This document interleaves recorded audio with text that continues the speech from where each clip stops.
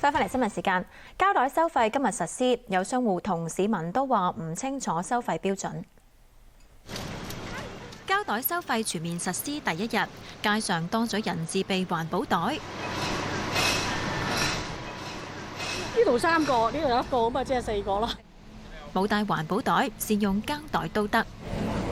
裏邊有咩啊？有薯仔，同埋呢個喺藥房買嘅眼貼。哦，咁你買咗邊樣嘢先嘅？買咗呢個先嘅。哦，我冇袋嘅，係拎去買薯仔個袋，我先斟落去嘅啫。交通唔攞錢。第二階段徵費，所有零售店派嘅膠袋都要徵收最少5毫，除非係載住啲冰凍冷藏或者係透氣嘅包裝食品等等，就獲得豁免。有商戶話唔識分。呢啲樽咧幾密封咧，整得好好嘅咧，就應該就唔俾膠袋嘅啦。但係呢啲咧，佢成日有時個蓋唔係幾好嘅咧，要漏汁出嚟嘅。咁你唔俾膠袋就好麻煩。我覺得咧就係有啲灰色地帶咗。有市民買咗泰國香料，可以免費攞膠袋嚟裝，不過有商戶就照收。其實呢個咧係佢唔應該收你錢嘅喎。唔係佢一掹我膠袋5毫子膠袋稅。我諗佢自己都唔知啊！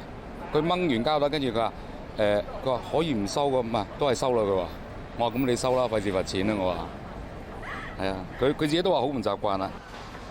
有超市就喺當眼位置貼海報，教市民點樣分。環保署就喺部分零售點安排環保大使駐場，解答市民有關徵費計劃嘅疑問。環保署派人巡查，當局話法例實施第1個月係過渡期，會採用較寬鬆嘅手法，只係口頭警告違規嘅商戶。不過5月1號開始會直接執法，按法例違例商戶要罰款2000蚊。中學文憑試今日考通識科，卷1有3條嘅必答題，包括內地嘅3農問題、對整容嘅睇法同埋全球旅遊業嘅問題。卷2就係選答題，可以揀答本港新聞自由度下降、標準工時同埋軟實力嘅影響3條題目。有通識科老師話，今年試題涵蓋嘅範圍廣泛，不過有考生就話3農問題比較難答，要答點樣解決同埋提出建議。台灣揭發黑心食品，有食品廠同藥廠用爽身粉原料、工業用碳酸鎂加入調味粉同埋胃散等等藥品裏邊。彰化衛生局人員查封一批碳酸鎂嗰陣，發現有爽身粉嘅香味，懷疑廠商賣俾製粉廠之前加咗香精。當局話，舊年11月接到通報，話有製粉廠生產嘅調味胡椒粉違法添加工業用碳酸鎂，避免受潮同結塊。在追查嗰陣，發現係台中宜興公司買入工業用嘅碳酸鎂。不過之後轉賣俾3間製粉廠，製作胡椒粉、咖喱粉等等，估計有超過80噸問題產品流出市面。新加坡今日開始實施新嘅禁酒令。深夜到朝早時間喺公眾地方唔俾飲酒，每晚10點半到朝早7點，市民唔可以喺公眾場所度飲酒。全國商店亦都唔俾賣酒，禁令喺遊客身上同樣適用㗎。期間只可以喺屋企入邊或者有牌嘅食肆或者係酒吧入邊飲酒。如果申請有公園燒烤嘅准許證，就可以喺指定範圍飲酒。一旦違反禁令，初犯最高可以判罰1000蚊新加坡元，即係港紙5600幾蚊，再犯可能被判監3個月。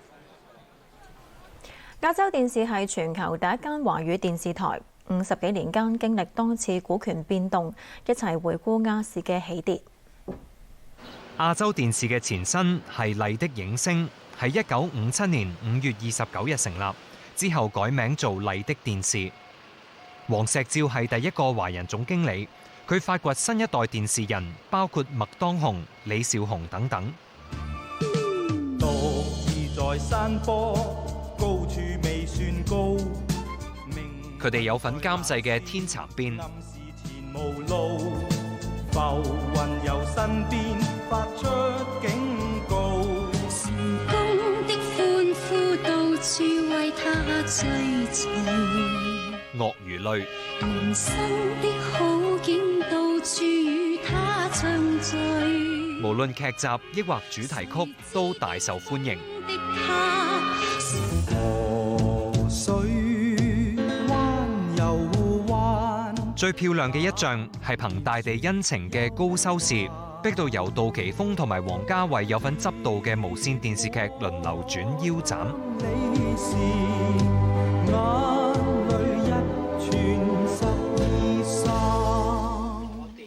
82年，遠東發展集團創辦人邱德根由澳洲3個財團手上買入麗的，並改名做亞洲電視。87年，亞視一場4級大火，燒咗8個鐘頭，錄影廠受損。得到無線電視嘅幫助，令到廣播繼續。邱德根入主7年間，亞視轉虧為盈。去到88年開始，逐步轉手俾林百欣家族。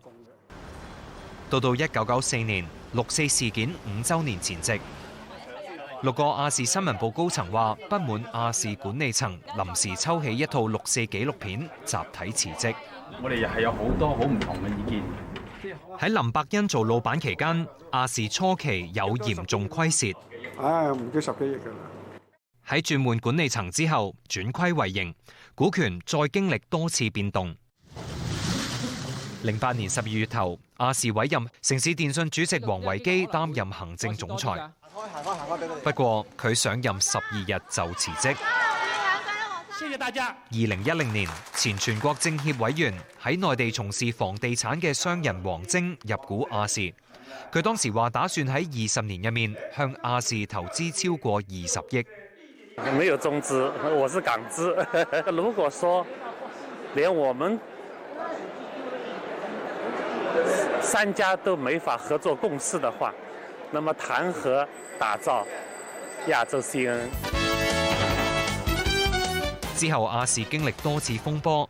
本台喺北京得到嘅消息，前中2011年誤報前國家主席江澤民嘅死訊，台徽亦都一度轉為灰色。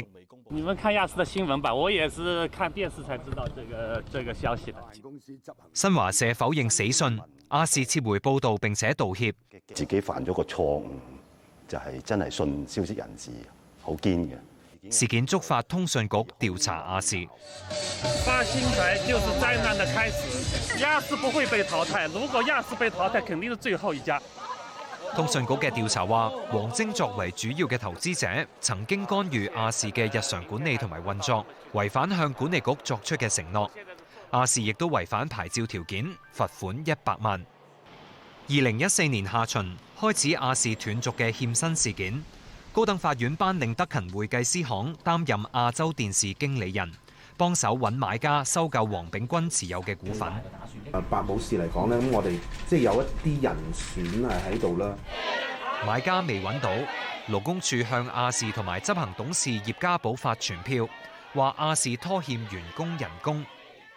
我哋嘅代表律師已經講咗啦。王征接受內地傳媒訪問嘅時候就話，亞視賣盤嘅底線已到。如果沒有奇蹟發生了，應該這個重組就失敗了。重組失敗應該，可能這個57年的電視台就不復存在。無線電視記者李卓軒報導。新聞報導完，再見。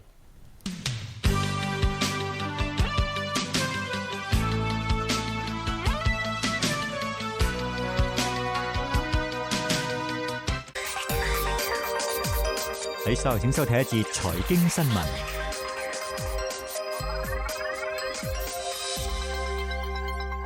我咪應該嬲。